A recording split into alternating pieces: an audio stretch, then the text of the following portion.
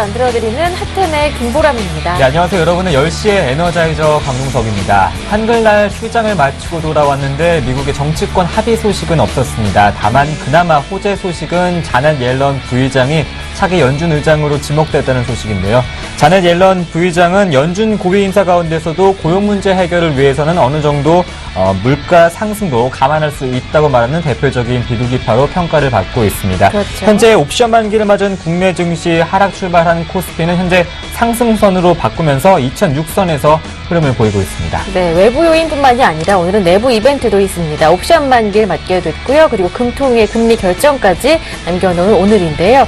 현재 국내 증시 어떻게 흐름을 보이고 있는지 살펴보면서 종목 추천을까지 받아보는 시간 마련하겠습니다. 여러분의 10시 핫텐 지금 바로 출발합니다.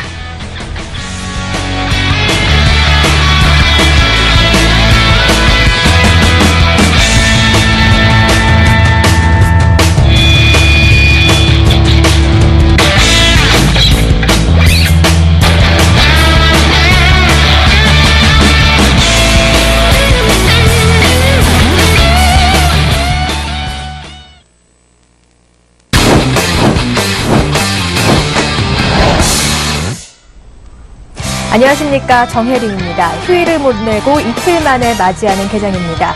오늘은 옵션 만기일과 또 금통위의 기준금리 발표가 있는 하루죠. 이 하락 출발을 했던 코스피는 30거래일 연속 외국인의 이 기록적인 매수 행진에 힘입어서 오름세를 보이고 있고요. 코스닥도 지금 외국인의 사자세에 힘입어서 상승 반전한 모습입니다. 오전장 어떤 종목들에 주목하면 좋을지 핫텐에서 따끈따끈한 10종목 선정에 전략까지 꼼꼼하게 세워드리겠습니다. 탑10 출발합니다. 10위는 셀트리온이 올라와 있습니다. 서정진 회장의 검찰 고발 소식에 하한가 출발을 했습니다. 앞서 금융통화위원회는 증권선물위원회를 통해서 서 회장을 시세 조정 혐의로 검찰에 고발키로 결정을 했는데요. 아울러서 미공개 정보 이용 행위와 관련해서도 검찰에 통보키로 했습니다. 3% 가까이 밀리면서 44,000원에 거래가 되고 있습니다. 이 9위는 IB 월드와이드가 올라와 있습니다. 경영권 이전 계약 후에 3% 넘게 급등하면서 장을 시작을 했습니다. 이 경영권이 이전된 IB 월드 주가가 4% 가까이 급등을 하고 있는데요. 앞서 지난 8일에 IB 월드와이드는 최대 주가가 호텔 인터블고에 출인해서 트리니티 에셋 매니지먼트의 유기노로 변경됐다고 8일 공시한 바가 있습니다. 이 8위에는 한글과 컴퓨터가 있습니다. 이 신제품 한글 2014를 출시하면서 상승 흐름 보이고 있는데요. 한컴 오피스 2014를 중심으로 앞으로 메타 OS 기반의 오피스 플랫폼을 강화하고 또 스마트 워크플레이스를 지향한다는 오피스 전략을 함께 내놨습니다. 150포인트 오르면서 16,000원 선에서 거래가 되고 있습니다. 이 7위는 TLI가 올라와 있습니다. 애플 TV 수혜주 전망에 오늘 급등하는 모습입니다. 애플의 초고화질 TV 수혜주라는 증권사의 평가에 급등세 보이고 있는데요. 내년 애플이 대형 아이패드에 가까운 UHD LED TV 출시가 추정이 되면서 향후 아이폰과 아이패드와의 연계성을 강화할 것으로 예상이 되고 있습니다. 이 초고화질 TV 핵심 칩 개발 1위 업체인 TLI는 애플 TV 출시에 따른 최대 수혜가 기대된다는 분석이 나오고 있습니다. 10% 가까이 급등하면서 10,000원 선에서 거래가 되고 있습니다. 6위는 트레이스가 올라와 있습니다. 신개념 터치스크린 필름 개발 소식에 강세 흐름 나타내고 있는데요. 이번 신개념 필름 개발로 인해서 기존보다 대형 사이즈 및 저가 터치스크린 모듈 공급이 가능해졌고 또 신시장으로 떠오르고 있는 플렉서블 디스플레이로도 대응이 가능하다라는 전망이 나오고 있습니다. 15% 급등세 보이고 있습니다. 2,800원 선에서 거래가 되고 있습니다. 이 5위는 동부 라이텍이 올라와 있습니다. 3D 프린터 사업에 진출한다는 소식이 나오면서 오늘 상승 흐름 보이고 있습니다. 이 미국의 포드사가 3D 프린터 1000대를 구입했다는 소식과 함께 3D 프린터가 진정한 혁신을 열 것이라는 소식에 관련주들이 일제히 급등세를 보이고 있는데요. 이 동부 라이텍도 이 내부적으로 3D 프린팅 사업의 진출 여부를 검토 중이고 앞으로 사업 진출 기대에 장 출발과 동시에 상한가에 진입을 한 모습입니다. 14%가량 오르면서 3,000원 선에서 거래가 되고 있습니다. 이 4위는 CSL 솔라가 올라와 있습니다. 이 OLED 성장 수혜를 입을 것으로 보이면서 강세 흐름 보이고 있는데요. 이 최근 100억 원을 투자해서 천안 공장을 완공했고 OLED 소재 생산 규모는 월간 5톤 규모로 우리나라 최대 설비를 갖추고 있습니다. 이 설비 증설 이후에 신규 공급 계약이 계속 늘어나고 있고요. 내년 매출액과 영업이익도 함께 좋을 것이라는 전망이 나오고 있습니다. 14%가량 급등했습니다. 8,600원 선에서 거래가 되고 있습니다. 이 3위는 LG전자가 올라와 있습니다. 그동안 3분기 실적은 다소 부진했지만 4분기부터 실적이 개선될 것이라는 전망의 상승 흐름입니다. 이 4분기에는 경쟁력이 있는 스마트폰의 출시로 실적 개선이 이루어지면서 내년 상반기까지 실적 개선이 계속 꾸준히 이어질 것이라는 전망이 나오고 있습니다. 2.8%가량 오르면서 69,000원 선에서 거래가 되고 있습니다. 2위는 크루셜텍이 올라와 있습니다. 어제도 특징주로 주목해봤는데요. 오늘도 특징주로 떠오르고 있습니다. 이 지문인식 특허 기술을 보유한 업체죠. 현재 크루셜텍의 BTB는 이 후지츠의 디즈니 폰에 적용된 바가 있고요. 국내에서는 펜텍의 베가3 LTA에 탑재할 것으로 보입니다. 일본 후지츠의 태블릿 PC에 이 지문식 솔루션 BTP를 공급하기로 하면서 상승 흐름 보이고 있습니다. 5%가량 올랐습니다. 13,600원 선에서 거래가 되고 있습니다. 1위는 기아차가 올라오고 있습니다. 최근 자동차주가 흐름이 좋지 못했는데요. 오늘은 3분기 실적이 성장할 것이라는 전망에 강세 흐름 보이고 있습니다. 이 자동차주들이 외국인 매수세 유입으로 힘입어서 오늘 강세 흐름인데요. 현대와 기아차 모두 주가가 조정이 시작된 1년 전 수준으로 회복을 했고 향후 6개월간 완성차 주가가 밸류에이션 정상화를 통해서 시장 수익률을 상회하는 흐름을 이어갈 것이라는 분석이 나오고 있습니다. 오늘 1.7%가량 오름세 보이면서 65,000원 선에서 거래가 되고 있습니다. 네, 지금까지 탑10 10종목 살펴봤는데요. 오늘은 HMC 투자증권 사당지점의 최희승 차장과 함께하겠습니다. 안녕하십니까? 네, 안녕하십니까? 네, 10종목 살펴봤는데요. 전략 빠르게 한번 세워주시죠. 네, 일단은 지금 고 종목들 위주로 해서 말씀 한번 드려보면은, 이제 첫 번째 종목 기아차. 오늘 또 현대차가 52주 신고가를 내면서 상당히 자동차주들 흐름이 상당히 좋은 모습인데요. 지금 기아차 같은 경우에는 현대차에 비해서 조금 오름폭이 좀 덜한 부분이 있지만은 최근에 실적을 보면은 실적 예상치를 보면은 환율 하락 영향에도 불구하고 실적이 계속해서 우상향하는 모습을 보이고 있습니다. 그리고 11월부터 지금 소울 신차 발표를 시작으로 해서 소렌토 등 신차 효과가 이제 도래하게 되고요. 3분기 실적 성장 그리고 4분기까지도 계속해서 이어질 것으로 예상을 하고 있습니다. 예, 또한 그 현대차 52주 신고가에 대한 부분은 자동차 업계 전반의 어떤 투자 심리 개선에도 상당히 긍정적인 영향을 미칠 것으로 보여지고요. 지금 현재 외국인 순매수가 계속해서 좀 유지되고 있는 가운데 기관들도 이제 지난주가 아니죠. 이번 주 화요일 시장에서 기관 쪽에서 11만 4천 주 정도가 순매수가 들어오면서 기관 쪽도 이제 순매수에 가담해주는 모습. 그래서 수급적으로도 앞으로 좀 추가적으로 살펴는 봐야겠지만 좋아지고 있다 이렇게 좀 말씀드릴 수가 있겠고요. 그리고 이제 두 번째 좀 탑10 종목 중에 두 번째 고 종목 크루셜텍입니다. 크루셜텍 같은 경우에는 이제 지문인식 시스템이라고 해가지고 현재 그 특허 기술을 보유하고 있고요.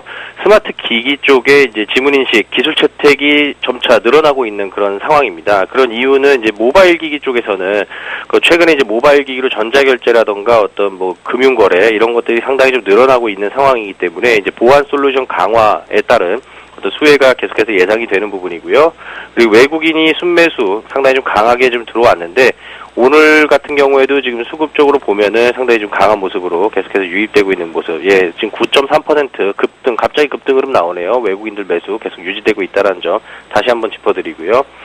마지막 고 종목 LG전자입니다. LG전자 같은 경우에는 그 4분기부터 실적이 좀 좋아질 것으로 예상을 하는데 3분기에 이제 연중 바닥을 좀 찍고 4분기부터는 아무래도 이제 연말 랠리도 기대되는 부분이고요. 그동안에 이제 G2와 관련돼서 실적 반영이 상당히 좀 더뎠습니다. 근데 이런 부분들이 이제 실적이 반영이 되고 또 어제 그 8시 뉴스에 나왔죠. 휘어진 스마트폰 삼성에서는 이제 이번 달부터 18에 들어가고 LG도 곧 출시가 된다라고 하는데 예, 이런 휘는 스마트폰이 아니라 휘어진 스마트폰입니다. 정확히 아셔야 되고요. 휘어진 스마트폰에 대한 어떤 매출 기대감 이런 부분들도 주가에 반영될 수 있다.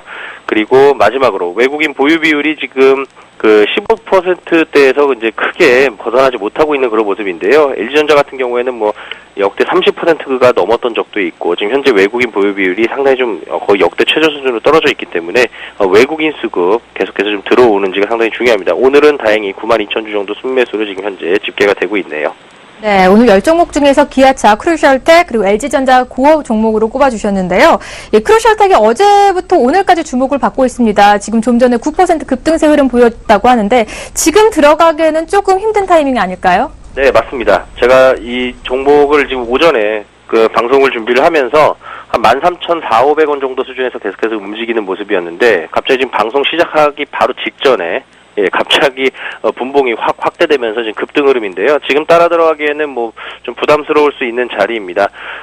보통 이제 지금 61선 뚫고 지금 위로 올라가는 이제 하락 추세가 이제 반등하는 그런 추세로 이제 바뀌는데 이런 경우에 제 경험상으로 봤을 때는 일정 부분 상승하다가 다시 한번 61선 부분, 그러니까 14,000원에서 13,500원 부분까지 다시 한번 조정을 거치는 경우가 상당 부분 나왔었기 때문에 그 조정 시에 매수하는 전략으로 말씀드리고요. 13,500원 아래에서 매수를 해보자. 이렇게 말씀을 드리도록 하겠습니다. 네. 그렇다면 나머지 종목들도 목표가, 손절가 제시 한번 해주시죠. 네, 그러면 나머지 종목들 일단 기아차부터 말씀드리면은요. 매수가는 64,000원 정도가 좋겠습니다. 지금 사실 그 이번 주 초부터 계속 매수 의견을 저는 이제 생각을 하고 있었는데 오늘 자동차 흐름 상당히 좋은데 지금 오늘 뭐 매수를 들어가셔도 크게 무리는 없겠습니다만 되도록이면 64,000원에 붙인 가격에서 좀 매수해 보시기를 권유드리고요. 목표가는 7만 원 정도 말씀드리도록 하겠습니다. 일단 7만 원 정도 부근에서는 아무래도 좀 윗골이 달고 떨어지기 시작한 그런 부분이기 때문에 매물 부담이 좀 있을 수가 있고요. 따라서 한번 7만 원 정도 수준까지는 정고점 부분까지는 좀 상승이 가능하지 않을까라는 생각을 해보면서 목표가 7만 원. 그리고 손절가는 지금 그 이평선 수렴하는 거고 5일 이평선이 좀 꾸준하게 떨어지고 있었는데 61선에서 이제 반등이 좀 나오는 모습이고요. 그래서 5일선 61선 맞닿는 부분 한 63,000원 정도 부분이 될 것 같습니다. 그래서 63,000원 정도에서는 손절가를 좀 잡아드리고 그리고 이제 마지막 LG전자 종목 그 현재가로 좀 매수하시는 전략도 괜찮다. 일단 2.8% 지금 상승을 해서 하루 동안의 상승률이 좀 그동안의 상승률로 봤을 때는 상당히 높은데 일단은 기술적으로 봤을 때 쌍바닥 찍고 지금 강한 양봉 세우면서 올라오는 부분이라서 추가적인 양봉 출현 충분히 가능하다고 보고요. 일단은 71,000원대 뚫어내게 된다 그러면은 목표가는 한 75,000원까지 단기적으로 잡아보시기 바라겠고 손절가는 쌍바닥권 하락이타라는 67,000원으로 말씀드리도록 하겠습니다. 네, 세 종목 가격 전략까지 살펴봤고요. 지금 속보가 잠시 들어와 있습니다. 오늘 한은의 금융통화위원회에서 기준금리 발표가 있었죠. 현재 발표가 나왔다고 하는데 서울경제신문의 김정곤 기자 연결해서 자세한 내용 알아보겠습니다. 안녕하세요.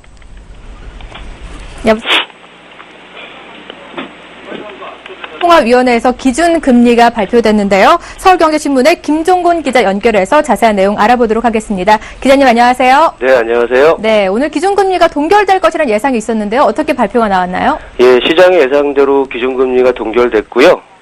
예, 자세한 내용을 말씀드리겠습니다. 한국은행이 기준금리를 연 2.5%로 유지하기로 했습니다. 한은은 오늘 금융통화위원회를 열고 기준금리를 현행 수준에서 동결하기로 결정했습니다. 이로써 지난 5월 9일 기준금리를 0.25% 내린 이후 5개월 연속 동결 결정이 내려졌습니다. 한국 경제의 회복세가 금리를 올리기에는 아직 완만한 수준이고 미국의 양적 완화 축소나 정부 부채 한도 협상, 일부 신흥국의 금융시장 불안 등 세계 경제의 불확실성도 만만치 않은 상황이기 때문입니다. 특히 최근 국제통화기금이 내년 세계 경제의 성장률 전망치를 3.8%에서 3.6%로 하향 조정하는 등 경기 회복세가 애초 예상보다 더 약할 수 있다는 점도 무시할 수 없는 요인입니다. 네, 기준금리가 시장의 예상대로 5개월 연속 동결됐다는 소식이 나왔습니다. 이어서 최희승 차장님께 바로 여쭤보겠는데요. 오늘 옵션 만기일도 있었고 또 기준금리가 동결됐다는 소식까지 나왔습니다. 오후장 어떻게 전략 세워보면 좋을까요? 네, 지금 일단은 오늘은 사실은 이제 시장 전망은 좀 매도 우위 쪽으로 좀 보고 있었는데 외국인들 현재 선물은 지금 매도를 하고 있지만 현물 쪽에서 계속 매수를 해주고 있고요. 지금 프로그램 쪽 매도가 계속 나오면서 사실은 이제 현물 시장에서는 그냥 비차익으로 해서 매수를 하고 있는 것으로 지금 판단이 됩니다. 지금 오후장 들어서는 어떻게 좀 변화가 있을지는 모르겠지만은 지금 현재 프로그램 매도는 지금 비차익하고 차익거래 모두 매도가 나오고 있는 상황인데 어쨌든 지금 현물 시장에서 프로그램 매도와 상관없는 현물 매수 계속 이루어지고 있다는 점 봤을 때는 일부 차익 실현이 좀 나오더라도 외국인 매수세가 좀 늘어난다고 했을 때는 시장의 어떤 이천선을 지키는 노력은 계속해서 좀 시도가 될 것으로 보여지고요. 외국인들 지난 화요일에도 좀 봤습니다만 계속해서 지금 막판으로 갈수록 매수세를 확대하는 모습이 연일 나타나고 있는 걸로 봤을 때는 이런 매수력은 아직까지 좀 잠재되어 있다고 보고 일단 장 막판까지 외국인들 현물 그리고 선물 시장 좀 수급을 좀 지켜봐야 될 것 같습니다. 지금 현재 프로그램 쪽에서는 뭐 그렇게 큰 움직임이 나타나지 않고 있고요. 지금 베이시스가 1.13으로 상당히 정상시장으로 움직이고 있는데 1.0 이하로 갔을 때는 좀 매도 차익에 대한 그런 부담이 좀 증가하는 부분이 있기 때문에 오늘 시장 베이시스 1.0 기준을 놓고 판단해 보시면 좋을 것 같습니다. 네, 오늘 핫한 종목 진단과 함께 오후장 전략까지 꼼꼼하게 세워봤습니다. 지금까지 ANC 투자증권 사당지점의 최희승 차장과 함께했습니다.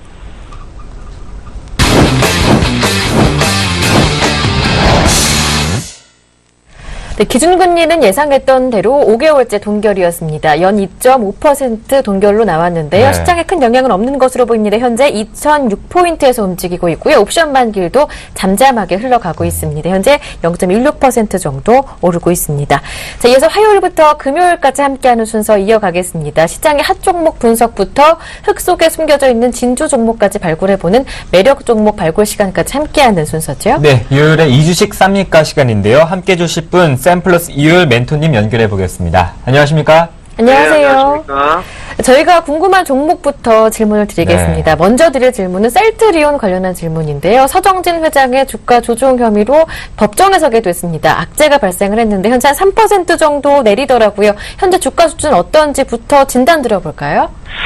네, 일단 셀트리온은 그냥 일단 뭐 실적이라든가 일단 기본적인 흐름만 보면 좀 비싸다 이렇게 결론적으로 말씀을 좀 드릴 수가 있습니다. 다만 이제 한 가지 향후의 성장성에 대한 기대감이 어느 정도 작용할 것인가가 주가를 어떤 향방을 좀 좌우할 수 있는 요소라고 좀 보시면 되겠습니다.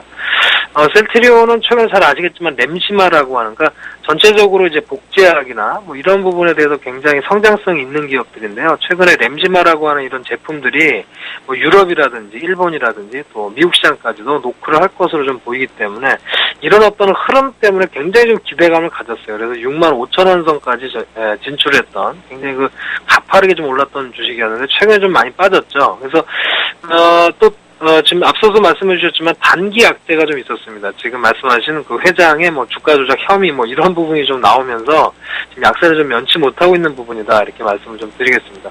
그래서 일단 앞서 말씀드린 것처럼 자산이나 실적 가치 대비해서는 좀 고평가예요. 그런 점. 그러니까 지금 이거 시총 상위주, 그러니까 코스닥의 시총 1위주기 때문에 뭐 함부로 비싸다, 싸다 뭐 이렇게 섣불리 얘기하기는 어렵습니다만 제가 보는 관점에서 일단 기본적으로 자산이나 실적 가치로만 좀 본다면 지금 셀트리온 물론 성장성이 아주 큽니다만 지금 보면 총자본 1조 원, 그다음에 부채가 6,800억. 그래서 작년 기준으로 결산 기준으로 자산 총액이 한 1조 7천억 정도 되는 그런 기업인데요. 거기에 비해서 지금 시가총액 좀 보시면 시가총액이 4조 6천억입니다. 그러니까 뭐 현재 자산 가치보다 한 3배 정도 가까이 지금 평가를 받고 있는 그런 흐름이다 이렇게 보시면 되겠고요. 다만 앞서 말씀드렸던 매출이라든가 영업이익의 호조수 이런 것은 계속 지속되기 때문에 그런 쪽에서 점수를 준다면 충분히 좀 또 반등할 수 있는 여전히 있다 저는 그렇게 좀 봅니다. 다만 이제 우리가 그냥 펀더멘털 상으로 현재의 자산이나 실적 가치 대비해서는 좀 고평가돼 있다, 좀 비싸다 이렇게 결론을 좀 주시면 좋을 것 같고요. 다만 이번에 어떤 흐름들의 사태만 좀 진정이 좀 된다면 다시 한번 반등을, 왜냐하면 고점 대비해서 주가가 좀 충분히 좀 많이 내려와 있는 상태이기 때문에 그래서 일단 추천을 드릴 때 한 4만 원 선 초반, 지금도 이제 4만 원 중반 정도 가격인데 4만 원 선 초반 정도의 가격까지 조금 밀려간다면 상당히 한번 매수를 해볼 수 있을 만한 성장성은 아주 탁월한 기업이다 이렇게 말씀을 좀 드리겠습니다. 따라서 단기 시세는 4만 원 선 초반 정도의 관심을 가지시고 목표가는 뭐 이전 고점의 흐름이었던 6만 원 정도를 목표로 잡으시면 좋지 않을까 이렇게 말씀을 드립니다. 네. 첫 번째 궁금했던 종목이 셀트리온이었습니다. 단기 약재로 약세 흐름을 보이고 있지만 실적이나 자산 가치를 본다면 이미 고평가된 수준이다 이렇게 평가를 하셨습니다. 다만 고점 대비 조금 눌리는 면이 있기 때문에 4만 원대 초반에서 접근하셔서 6만 원대 목표로 설정하시면 좋겠다라는 말씀까지 들어봤습니다. 네, 다음 종목은 이 종목입니다. 내년 조선업황에 대한 기대감으로 최근 조선주의 흐름이 긍정적인데 바로 삼성중공업입니다. 예. 길게 봤을 때는 지난 5월부터 또 짧게 봤을 때는 8월부터 본격적인 주가 상승을 보이고 있는데요. 외국인에 이어서 최근에는 기관도 매수세를 보이면서 신고가 흐름 보인 삼성중공업. 그렇다면 현재 구간에서 살 수 있는 가격적인 메리트가 있는 싼 가격인지가 먼저 궁금한데요. 네. 네, 일단 결론적으로 딱 말씀드리자면 일단 저는 사다 이렇게 좀 보고 있습니다. 왜 그러냐면 일단은 물론 이제 수급을 좀 확인하면서 가야 되는 부분인데요.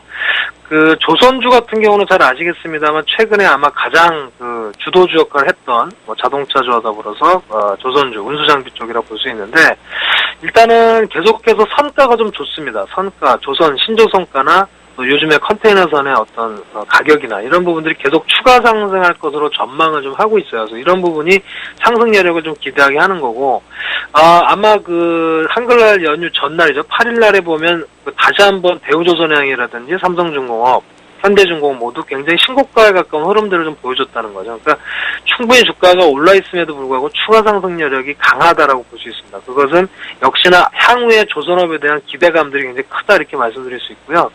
특히 삼성중공업 같은 경우는 지금 보시면 시가총액이 한 10조 원 정도 되는 그런 상황인데 주가는 사실 많이 올라서 좀 비싸지 않을까 이렇게 생각하실 수도 있겠는데요. 흐름상을 보시면 올해 예상 순이익은 한 9천억대입니다. 9,200억대 정도를 지금 바라보고 있는 그런 상황이고요, 전체적으로. 그 다음에 장기적으로도 한 1조 원 정도, 2010년 기준으로부터 1조 원 정도의 순이익을 창출했던 그런 흐름이고, 특히나 최근에 수주가 잘 되고 있거든요. 특히 이제 조선산업 같은 경우는 수주 모멘텀을 주로 좀 타는 그런 흐름이다라고 본다면 수주 모멘텀이 좀 더 작용할 가능성이 높다. 저는 그렇게 보고 있습니다. 더군다나 이제 또 중요한 흐름 중에 하나는 수급이 상당히 좋다는 거죠. 외국인들의 수급이 계속적으로 좀 유입되는 그런 모습도 좀 나오기 때문에 그런 흐름이라면은 추가적인 상승도 가능할 수 있는 흐름이다. 가장 좋은 흐름의 종목 중에 하나다 이렇게 볼 수 있고요. 지금 월봉상으로 한번 이렇게 주가 흐름을 좀 보시면 지금 월봉상으로 보시면 이전에 2011년도 고점인 5만원 선인데 지금 월봉상으로 보면 사실 이제 거기까지 갈 수 있는 그런 흐름들을 좀 나타내고 있습니다. 굉장히 강세 흐름들을 나타내고 있고 실질적으로 이제 시장에서도 한 5만원 선 정도로 지금 목표가가 책정이 되어 있는데 삼성중공업은 그런 흐름에서는 굉장히 부합된다라고 말씀을 좀 드릴 수가 있습니다. 그래서 주가는 지금 어떻게 보면 실적 가치로만 보면 한 적정 주가 정도 된다 이렇게 볼 수 있지만 향후에 어떤 수주 모멘텀이나 경기 회복 모멘텀이 계속 들어가고 또 성과가 계속 상승하는 추세로 본다면 아직까지는 쌀 수 있는 그런 상황이다. 그래서 오히려 5만원 선까지 한번 보자 이렇게 말씀을 드리겠고요. 지금 주가가 사실 올라서 매매 대응하시는 입장에서는 다소 좀 부담스러울 수 있는 그런 상황일 수도 있지만 제가 말씀드린 대로 실적 가치나 이런 흐름들 대비해서는 괜찮다 이렇게 좀 말씀을 드렸기 때문에 오히려 주가는 조정은 좀 보인다만 44,000원 이하로 조정이 혹시라도 좀 나온다면 여러분들이 관심을 좀 가지고 한번 대응하실 필요도 있지 않을까 해서 추세적으로도 과거에 조정 이후에도 계속 주가가 다시 한번 상승을 추가적으로 했던 부분이 여러 차례 좀 나왔기 때문에 이번에도 다시 한번 조금 조정이 눌려준다면 아마 매수할 수 있는 한번 흐름은 되지 않을까 이렇게 말씀드리겠고요. 목표가는 역시 말씀드린 대로 5만 원을 책정해 드리겠습니다. 네, 조선업종에 대한 긍정적인 흐름을 예시하면서 외국인의 수급까지 긍정적으로 평가하신 삼성중공업 매수 관심가가 현재가보다 조금 낮은 44,000원 이하고요. 목표가는 5만 원 설정해 주셨습니다. 그렇다면 이월 멘토님 이 두 가지 셀트리온과 삼성중공업 중에 이월 멘토님이 포트에 담을 종목 어떤 종목이 있는지가 또 궁금한데요. 두 종목도 상당히 매력이 있습니다. 셀트리온은 성장성이 탁월하고요. 그 다음에 삼성중공업은 요즘에 가장 또 뜨는 그런 흐름인데 제가 예전에 주식 승천 시간에도 이제 삼성중공업을 추천드려서 수익이 많이 나고 있는 상황이긴 합니다만 네. 아직까지도 현재 수급이라든지 추세 또 여러 가지 재료를 본다면 역시 삼성중공업이 좀 더 유망하지 않을까 이렇게 말씀을 드리겠습니다. 네, 조금 더 삼성중공업을 긍정적으로 평가해 주셨습니다. 네, 이렇게 저희가 궁금했던 종목 두 종목을 먼저 질문을 드렸고요. 이제 흙 속의 진줄 같은 매력 종목을 발굴해 주시는 시간으로 이어가겠습니다. 오늘은 어떤 종목 추천하시는지요? 네, 오늘은 그 지주사인데요. GS를 한번 가져왔습니다. GS는 뭐 전에도 제가 관심주로 많이 좀 얘기를 좀 해드렸던 종목인데, GS 같은 경우에는 사실 이제 그 화학업황이 사실은 화학업종들이 굉장히 주가들이 안 좋았어요. 그래서 흐름을 좀 먼저 보신다면 전체적으로 주가는 사실은 많이 밀려 있는 상태입니다. 과거에 뭐 한 10만 원까지도 갔었는데 좀 주가가 한 5만 원대니까 반토막이 좀 나 있는 상태죠. 주가는 굉장히 그러니까 가격 메리트만 따지면 정말 그 순위 안에 꼽힐 수 있는 그런 종목이다 이렇게 말씀을 드리겠고요. GS는 그 말씀드린 대로 좀 지주사입니다. 지주사. LG하고 이제 분할이 되면서 GS가 됐는데 GS 그룹의 주요 자회사는 이제 GS 칼텍스, 또 GS EPS 이런 이제 아무래도 정유라든가 또 에너지 관련 기업들이 주요한 이제 자회사가 되고 자회사가 꽤 많습니다. 꽤 많은 어떤 지주사인데 아무래도 이제 GS 칼텍스로 많이 그 지분이 좀 크기 때문에 그쪽에서의 흐름 때문에 이제 정유주로 좀 분리되고 있는 그런 상황인데요. 최근에 정유업황 같은 경우에는 유가는 이제 $100 선에서 좀 안정되게 좀 움직이는 상황이고요. 그 다음에 정제 마진이 조금 하락해서 그동안에 좀 주가는 좀 낮았습니다만 흐름을 좀 보신다면 굉장히 매력적이지 않을까 다시 한번 말씀을 드립니다. 일단 그 GS의 현재 시가총액은 5조 원 정도, 5조 1,000억 원 정도가 되는데요. 사실 실적 면에서는 굉장히 탁월하다 볼 수 있어요. 보시면 일단 자산 가치도 상당히 좋죠. 일단 5조 원 정도의 시가총액인데 총 자산이 12조 원 정도 되는 회사고요. 더군다나 그 당기 순이익이 사실 좀 빠르게 좀 떨어졌기 때문에 주가가 떨어졌는데 그렇게 순이익이 떨어졌다 하더라도 5천억 원 이상을 좀 기록하고 있다는 게 굉장히 특징적이죠. 그러니까 시간이 가면 갈수록 GS는 주가가 올라갈 개연성이 상당히 높다라고 저는 좀 보고 있고요.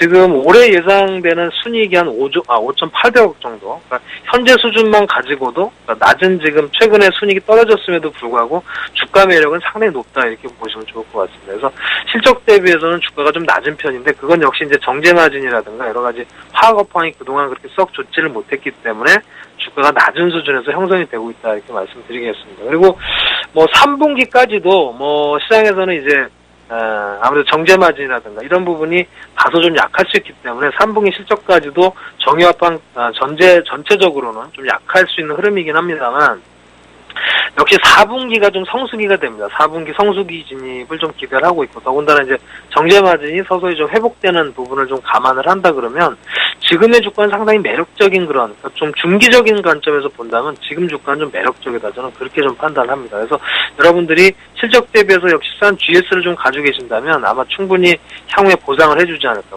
충분히 자산 가치가 날이 가면 갈수록 늘어갈 수 있는 기업이다 이렇게 좀 보시고요. 관심을 가지시면 좋을 것 같습니다. 그래서 현재 지금 오늘은 약간 좀 하락을 했는데요. 그 흐름상으로 보면 57,000원 역시 이제 21선 이하 정도의 가격에서는 역시 가격 메리트가 분명히 부각될 수 있는 흐름이다. 저는 그렇게 좀 보고 있기 때문에 역시 57,000원 선 이상 정도에서는 여러분이 관심을 좀 가져서 분할 매수 입장에서 한번 보셔도 좋지 않을까 이렇게 말씀을 좀 드리고요. 목표가는 역시 밸류에이션이 워낙 좀 좋기 때문에 목표가는 65,000원으로 좀 책정을 해드리겠습니다. 그래서 추가적으로 6만 선을 돌파하는 그런 흐름들을 좀 예상을 해드리도록 하겠습니다. 네, 이효열 멘토님이 오늘 발굴해주신 추천 종목은 GS였습니다. 현재 가격이 55,800원 정도인데요. 57,000원 이하에서는 매수 접근 가능하다 말씀해 주셨고요. 단기적인 목표 가격으로는 65,000원 말씀해 주셨습니다. 네. 말씀 잘 들었습니다. 고맙습니다. 네, 감사합니다. 네, 지금까지 샘플러스 이효열 멘토와 함께했습니다.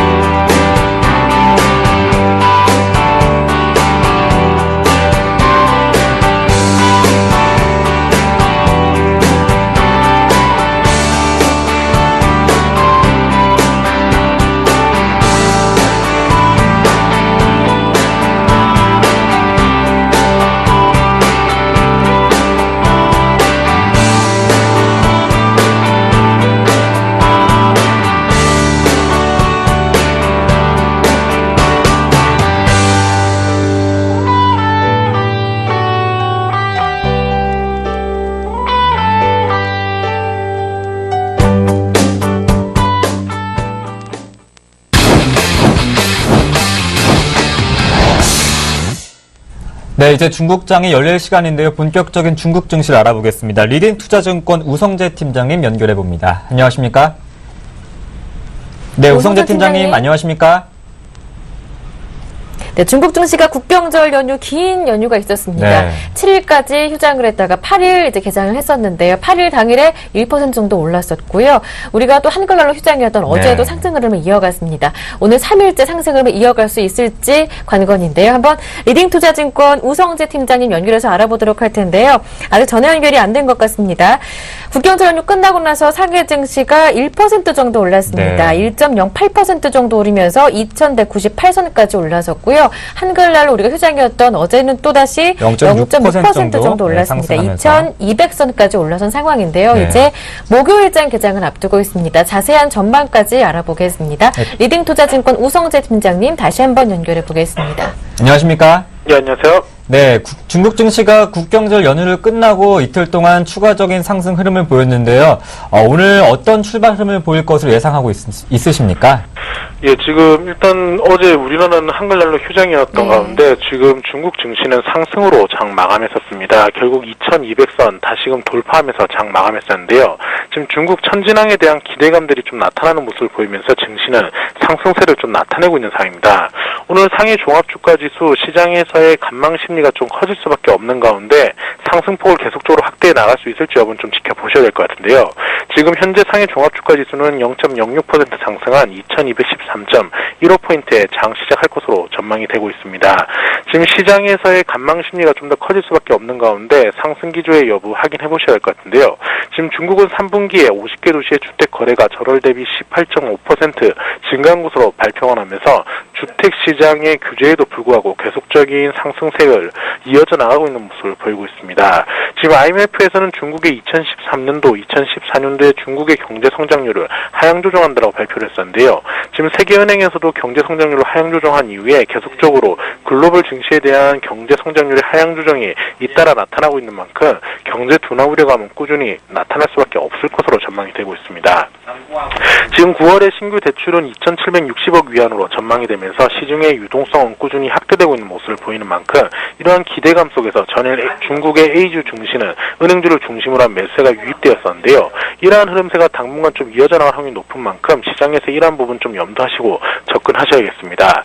최근 중국 증시가 강하게 상승했던 가장 큰 이유가 아무래도 천진 자유무역 지구에 대한 기대감이 증가하면서 이러한 흐름으로 인한 천진 관련 업종들의 강세가 눈에 띄는 모습을 보이고 있는 가운데 시장에서 이러한 추세가 계속적으로 이어져 나갈 수 있을지 여부는 지켜보셔야겠습니다.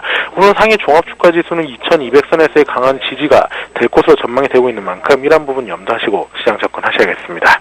네.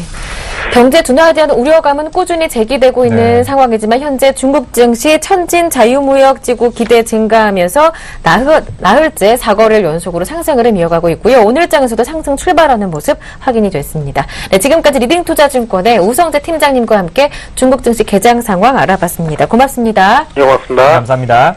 네, 진정한 가치 투자가 무엇인지 알아보는 화요일과 수요일, 목요일 이 시간에 함께하고 있죠. 예, 하튼과 함께라면 여러분도 진정한 가치 투자의 고수가 되실 수가 있는데요. 네, 지난 시간에는 개천절인 관계로 이분을 뵙지 못했습니다. 네. 오늘 이분을 모실 텐데요. 목요일에는 플랜A 투자연구소의 이동훈 팀장님과 함께합니다. 안녕하십니까? 안녕하세요. 네, 안녕하세요.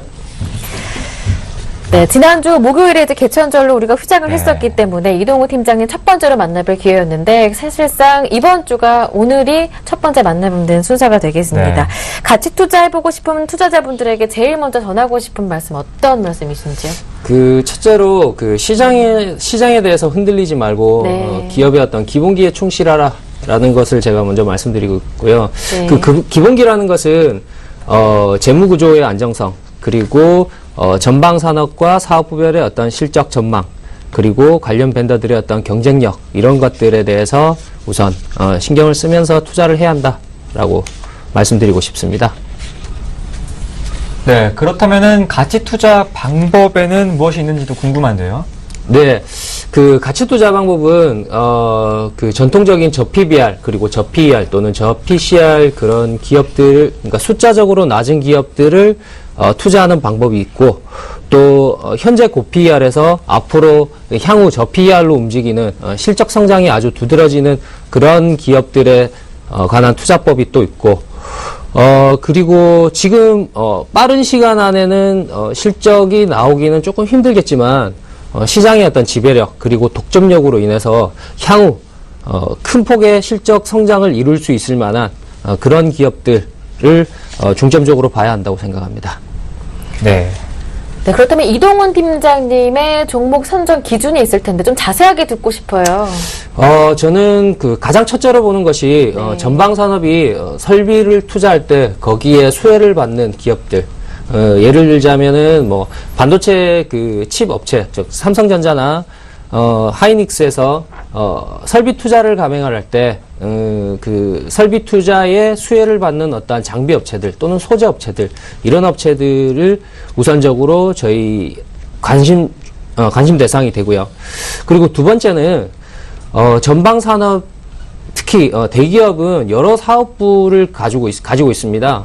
그 여러 사업부 중에서 사업부별로 실적이 도드라지게 나타나는 그 사업부가 있는데, 그와 관련된 벤더들은 유심히 지켜봐야 되지 않나 하는 생각이고, 예를 들자면 최근에 2차 전지 관련주들이 상당히 많이 올랐는데, 2차 전지 하부 벤더들은 아직까지 큰 폭의 실적이 나오는 단계는 아닙니다. 네. 하지만 삼성 SDI나 또는 LG화학의 2차 전지 사업부는 적자폭이 줄어들면서 앞으로 BEP 구간에 들어갈 수 있을 만한 그런 단계에 와 있다라고 보기 때문에 향후 후행성으로 이런 벤더들은 실적이 나올 만한 큰 가능성을 가지고 있습니다. 이런 기업들은 눈여겨서 지켜봐야 된다고 생각합니다. 자, 그리고 세 번째 제가 주위에서 보는 기업은 안정적인 캐시카우 제품을 가지고 있고 거기에 신제품이 나오는 경우인데, 예를 들어서 위닉스 같은 기업은 제습기라는 안정적인 포트폴리오에 신제품인 에어워셔라는 제품이 나오면서 실적이 A라는 캐시카우에 B라는 실적이 또 얹어질 수 있는 그런 매력적인 구조를 가진 기업들. 그리고 네 번째는 아이와 여자들이 좋아하는 기업. 네. 예. 이유가 무엇인가요? 아이와 여자들이 좋아하면 돈을 벌어오는 남자들이 말릴 수가 있나요? 예. 남자들이 좋아하는 제품도 좋을 것 같은데요? 남자들의 소비보다 여자들의 소비 경향이 더 많으니까. 좀 더 경제권을 쥐고 있다는 네, 말씀이시죠? 맞습니다. 네, 소비 경향을 본다면 여자와 아이들이 좋아하는 제품 쪽으로, 그런 기업으로 말씀해 주셨는데, 그렇다면 예를 든다면 어떤 것들이 있을까요? 예를 들자면 제가 좀 전에 말씀드린 위닉스 같은 기업들은 위닉스 같은 기업들의 제습기라든지 또는 에어워셔 같은 제품들은 네. 아이들의 건강과 밀접한 관계를 가지고 있습니다. 네.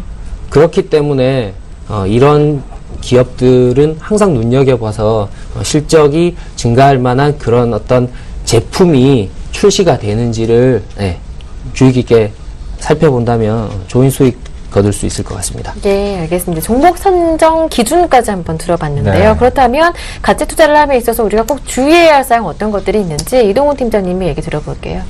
우선 가치 투자라고 하면 장기 투자라고 많이 말씀을 하시는데, 저는 비자발적인 장기 투자는 권하지 않습니다. 비자발적인 장기 투자라면 뭔가요? 쉽게 얘기해서 물리는 거죠. 네. 원치 않게 묻어두는 것도 장기 투자인데. 네, 수익은 시장의 상황이 어떻게 변할지 모르고, 물론 시장의 순간순간 변하는 시장 상황에 대응을 할 수는 없지만, 저희가 대부분의 가치 투자를 하는 사람들이 개인 투자자이고 자산의 규모가 크지 않은 상황인데, 그렇다면 최대한 효율적인 투자를 해야 된다라고 생각합니다. 그렇다면은 비자발적으로 오랫동안 그냥 무작정 묻어두는 투자는 가치 투자가 아니라고 생각합니다. 네, 그리고요. 자, 그리고 두 번째는 가치 투자자 중에서 저PBR 기업에 대한 어떤 선망 이런 것들이 있는데, 기업 가치가, 그러니까 자산 가치는 아주 많은데, 기업 가치가 훼손이 되어서 주가가 과도한 하락으로 인해 저PBR인 상태로 들어가는 종목이 있습니다. 그런 기업들은 기업의 가치가 훼손이 되었기 때문에 숫자가 낮다고 해서 반드시 가치 투자의 어떤 대상이 된다고 생각하지는 않습니다. 오히려 이런 기업은 위험하다고 할 수 있죠. 자, 그리고 세 번째는 실적도 좋고 회사도 좋은데 이 대주주나 또는 경영진 리스크가 있는 기업이 있습니다. 네. 이런 기업들은 향후 그 횡령이라든지 예. 그런 부분에서 분명히 위험성을 가지고 있기 때문에 이런 부분들은 가능하면 지양을 해야 된다고 생각하고요. 그리고 재무구조가 역시 부실한 기업들, 특히 재무구조 중에서 유동성이 부실한 기업들은 상당히 조심해야 됩니다. 설비 투자를 열심히 하고 돈을 투자를 많이 했는데 그 유동성 때문에 기업이 그 부도 위기에 처하는 경우도 상당히 많이 있습니다. 이런 기업들은 상당히 조심해야 되는, 가치 투자에서 가장 조심해야 되는 부분이 아닌가 하는 생각이 들고요. 그리고 이 가치 투자를 하는 분들 중에서 포트폴리오를 10종목씩, 20종목씩 가지고 가는 분이 계시는데, 이렇게 됐을 경우에는 어떤 그 안정성은 있을지 모르겠지만 수익에는 그다지 큰 도움이 되지 않는 경우가 많더라고요. 그리고 오히려 시장이 빠질 때는 다 같이 빠지고, 오를 때는 다 같이 오르지 못하는, 소외되는 경우를 많이 보기 때문에 2종목에서 3종목 정도 아주 선택과 집중을 하는 투자 중요하다고 생각하고요. 앞에서도 말씀드렸듯이 마지막으로 가치 투자라고 해서 너무 숫자에 매몰되지는 않아야 된다라는 걸 가치 투자를 하면서 주의해야 될 상황이라고 생각합니다. 네, 숫자라면 어떤 숫자 말씀해 주신 거? 앞서 말씀해 주셨던 저 PBR 기업 이런 걸 말씀해 주신 저 건가요? PBR 또는 단순히 저 PER 기업들, 이런 기업들 숫자만 보고 접근해서는 안 된다라고 생각합니다. 네, 같은 말씀이었군요. 그러니까 종목 선정이 굉장히 중요하겠습니다. 기업 가치가 훼손되지 않았는지, 그리고 재무 구조 리스크가 있는지 없는지 확인하시는 게 굉장히 중요하겠고요. 이렇게 종목 선정을 잘 하지 못하게 된다면 결국에는 비자발적인 장기 투자가 될 가능성이 있기 때문에 이 점 주의하자 말씀해 주셨고, 너무 과도한 분산 투자도 포트폴리오 다양화도 주의해야 한다, 이렇게 말씀해 주셨습니다. 네, 그렇다면 이동훈 팀장님께서는 가치 투자를 하실 텐데 가치 투자의 큰 장점은 무엇일까요? 우선은 그 시장의 어떤 변동성에서 가장 좀 자유로운 것이라고 볼 수 있는데요. 가치 투자는 기업의 가치를 믿고 기업의 성장을 믿고 투자를 하는 것이기 때문에 시장의 일시적인 변동성에 대해서는 아무래도 그 일반 모멘텀이라든지 시장에 대한 투자를 하는 그 투자보다는 훨씬 자유로울 수 있다고 생각합니다. 그리고 두 번째는 역시 그 시장 수익률을 상회하는 수익인데요.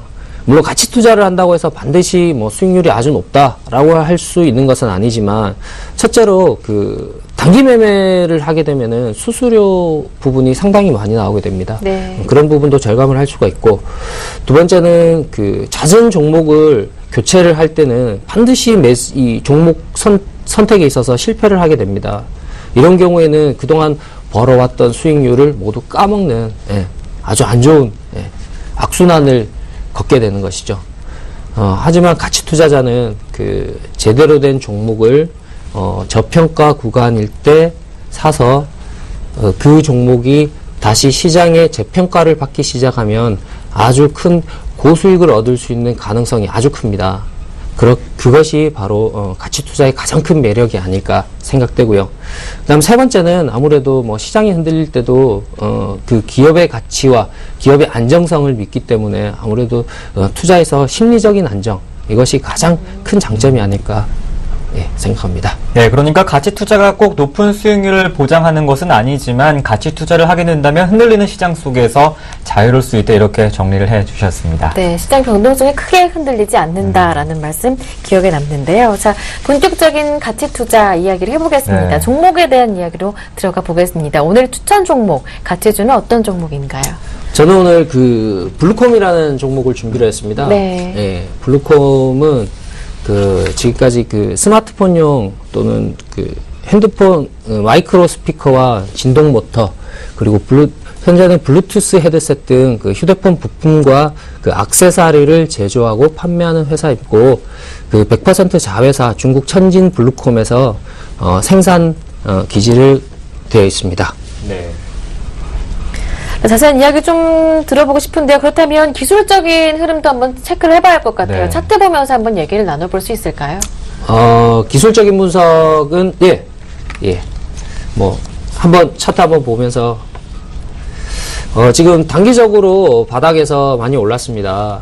예, 바닥에서 한 50% 가까이 뭐 많이 오른 경향이 기술적으로는 보이는데 네. 이것은 기업이 그 변화하는 부분을 나타낸 것이라고 볼 수 있고요. 그 전에 이 블루콤이라는 종목은 그 글로벌 A사의 어떤 그 진동 모터나 마이크로 스피커가 납품이 네. 된다라는 어떤 루머 또는 기대감에 의해서 많은 변동이 있었는데 그 부분에 대한 어떤 실망감으로 인해서 주가가 많이 빠졌다가 최근에는 어떤 신사업에 대한 네. 기대감으로 인해서 그리고 실적이 실제로 잘 나오고 있고 네. 그 부분에 대해서 기술적으로 저렇게 네, 많이 재무 올랐지만 상황도 준비하셨다고 들었는데요. 네. 자세한 설명 들어볼게요. 네, 우선 뭐 재무적으로 제가 아까 말씀드렸듯이 가장 중요한 유동성, 네. 유동성이 무려 870%, 현금성 자산이 500억 가까이 되는 아주 훌륭한 네, 회사고. 화면 나오고 있네요. 네, 순이자 보상 비율은 역시 뭐 현금이 아주 풍부하기 때문에 풍부하고 그리고 부채 비율 자체가 낮기 때문에 네. 아주 훌륭하고 네, 역시 그렇다면 마지막으로 가격 전략을 세워보겠습니다. 매수 네. 가격, 목표 가격 알아볼게요. 매수 가격은 현재가 네.